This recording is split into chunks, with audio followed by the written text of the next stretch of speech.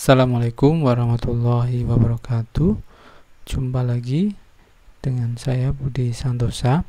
Ya, tidak terasa hari ini adalah hari terakhir untuk pendaftarannya. Mungkin banyak teman-teman yang kesulitan mendaftar karena wajar hari terakhir trafiknya mungkin sangat luar biasa. Ya, kalau teman-teman perhatikan jadwal, ternyata ya waktu pengumuman dan jadwal untuk tes itu begitu dekat. Mungkin sekitar 1 pekan. Nah, daripada tidak menggunakan untuk hal yang bermanfaat, mari kita manfaatkan bersama untuk mempelajari kisi-kisi terlebih dahulu. Baru nanti di lain waktu ya saya akan upload juga untuk latihan soalnya. Nah, sebelum lebih lanjut, jangan lupa untuk like dan subscribe. Dan kalau ada yang ditanyakan, silahkan komen di bawah. Tapi ya akan saya jawab semampu saya karena ini bukan channel official Kementerian Desa loh ya. Oke ya, sebelumnya saya ada disclaimer terlebih dahulu ya. Jadi 50 kisi-kisi ini diambil dari berbagai sumber seperti soal tes seleksi PLD tahun-tahun sebelumnya dan juga regulasi-regulasi terbaru yang mengatur tata kelola keuangan dan pemerintahan desa. Ya, sumbernya di poros.id, berita nanti linknya saya taruh di deskripsi ya, kalau mungkin pengen membaca langsung dari sumber utamanya. Nah, saya lihat beberapa sepertinya memang sesuai ya yang dialami di desa. Ya, ada 50 kisi-kisi ya. Kisi yang pertama sampai ke 5. Jadi nanti ditanyakan tentang pemahaman soal misi pendamping desa, mungkin motivasi mendaftar dan wawasan, kemudian pengertian bedanya BUMDesa dengan BUMDes bersama. Ya, ini nanti akan kita bahas di soal-soal, ini baru kisi-kisi. Dan yang kelima, pemahaman peserta terkait SDGs desa. SDGs itu adalah Sustainable Development Goal. Jadi pemerintah itu punya beberapa sekitar 17 ya targetan untuk pembangunan berkelanjutan. Nanti akan dibahas lebih lanjut di soal-soalnya. Kemudian kisi-kisi yang 6 sampai 10 ya, yang 6 regulasi yang merupakan turunan dari Undang-Undang Nomor 6 Tahun 2015 tentang desa. Ya, ini nanti akan saya taruhkan linknya tentang undang-undang desa yang bisa dipelajari. Saya yakin banyak yang akan keluar tentang undang-undang desa. Kemudian yang ketujuh, wawasan tentang desa adat. Yang kedelapan, pembagian bidang pembangunan desa. Jadi dulu ya, ketika saya jadi perangkat desa di tahun 2018, awalnya hanya ada bidang 4 ya.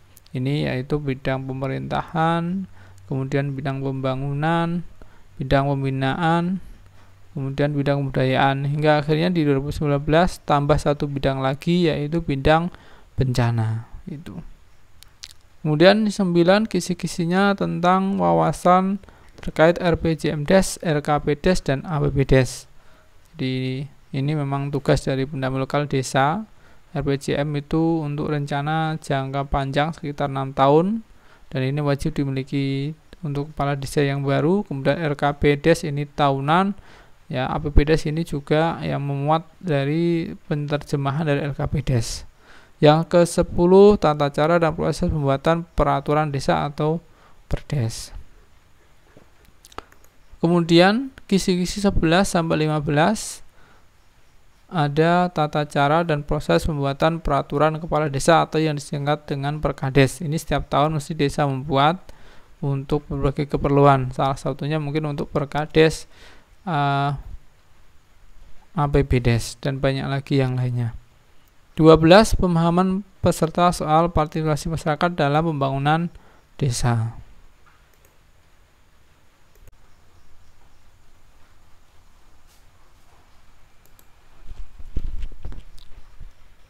Sedangkan yang 13 yaitu lembaga-lembaga yang ada di desa, ada BPD, ada LKMD dan masih banyak laginya.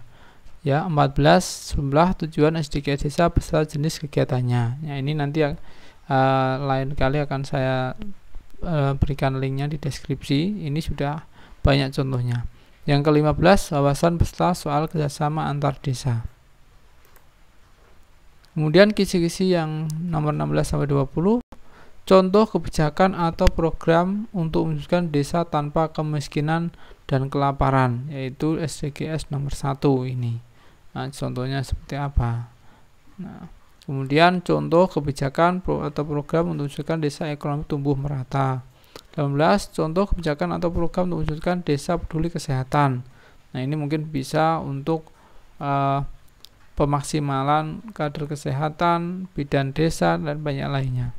Mungkin ada posyandu, ada posyandu lansia, posyandu remaja.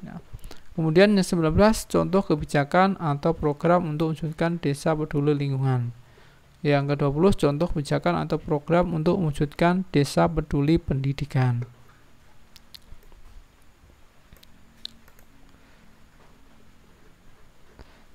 Nah ya, kisi-kisi nomor 21 sampai 25, contoh kebijakan atau program mewujudkan desa ramah perempuan. Nah, ini rata-rata memang ya sampai 23 ini memang membahas tentang SDGs, Sustainable Development Goals. Jadi pembangunan berkelanjutan untuk di desa. Yang ini memang sudah mulai ditegaskan, dikuatkan di tahun 2020. Jadi di 2021 ini juga sudah terapkan, dan 2022 nanti APBDes program-programnya harus masuk tentang SDGs. Yang 24, pemahaman soal penyelenggaraan pemerintahan desa. Kemudian 25, pemahaman soal pelaksanaan pembangunan desa. Nah, ini ya bidang-bidangnya. Pertama, pemerintahan desa. Bidang kedua, bidang pelaksanaan pembangunan desa. Nah, ini ya bidang yang ketiga, pembinaan masyarakat. Nah, kemudian pemberdayaan masyarakat, kewenangan desa berdasarkan hak asal usul.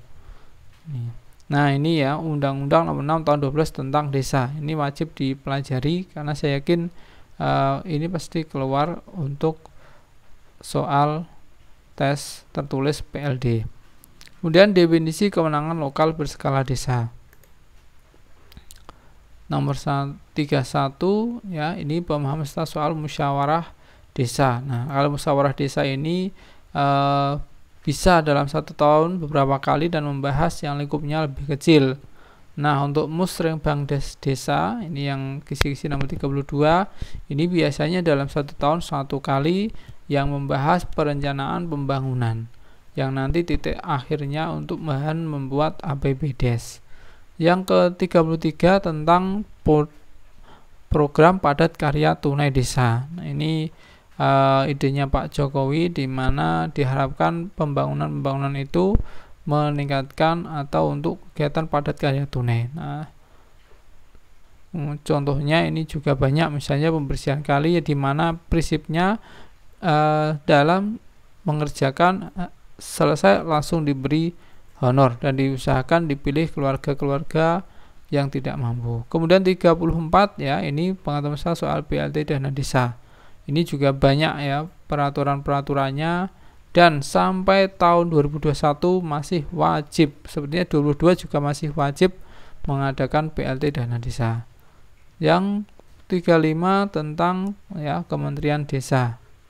Nanti bisa dipelajari sendiri untuk Kementerian Desa. Yang 36-40 tentang pengetahuan peserta tentang Menteri Desa. 37 ya tentang status desa, ada desa tertinggal, berkembang, maju, dan juga mandiri. Ya, ini memang nanti untuk membuat catatan atau hasil di indeks desa membangun. Jadi tiap tahun desa itu dicek ya apakah statusnya tertinggal, berkembang, atau maju, atau mandiri, yang nanti juga berkaitan dengan jumlah dana desa yang didapatkan. Kemudian ya nomor 38 ya, ini indeks desa membangun yang nanti akan sebagai tolak ukur status desa tadi. 39 ya, pemahaman soal prioritas penggunaan dana desa setiap tahun berubah. Nah, ini bisa diakses banyak ya ini. Untuk prioritas tahun 2022 sebenarnya lebih banyak untuk pertumbuhan ekonomi, kemudian juga untuk masalah bencana juga. Jadi untuk masalah pembangunan lebih dikurangi di tahun 2022. Nomor 40, pemahaman serta tentang kewenangan desa. Nomor 41, nah ini proses penetapan prioritas penggunaan dana desa. Kemudian 42, ya, tugas dan pokok fungsi dari LPMD. Nah, ada tugas dan pokoknya seperti apa. Kemudian 43, nah ini ada yang namanya tugas dan pokok fungsi dari kader pembangunan desa. Ini memang mitra dari pendamping lokal atau pendamping lokal desa dan juga pendamping desa untuk membahas atau mendampingi memberdayakan tentang masalah kesehatan. Kemudian yang 44, pemahaman serta soal transparansi pemerintahan desa. Ya, jadi transparansi ini maksudnya adalah keterbukaan, tapi bukan dibuka seluruhnya ya. Nah, contoh sederhana ketika membangun fisik ya, jembatan atau apa ya, kalau dia transparan mesti akan menggunakan papan proyek, di situ dituliskan panjang, lebar dan total dananya. Kemudian di balai desa biasanya akan dipasang infografis APBDes, itu salah satu contoh transparansi.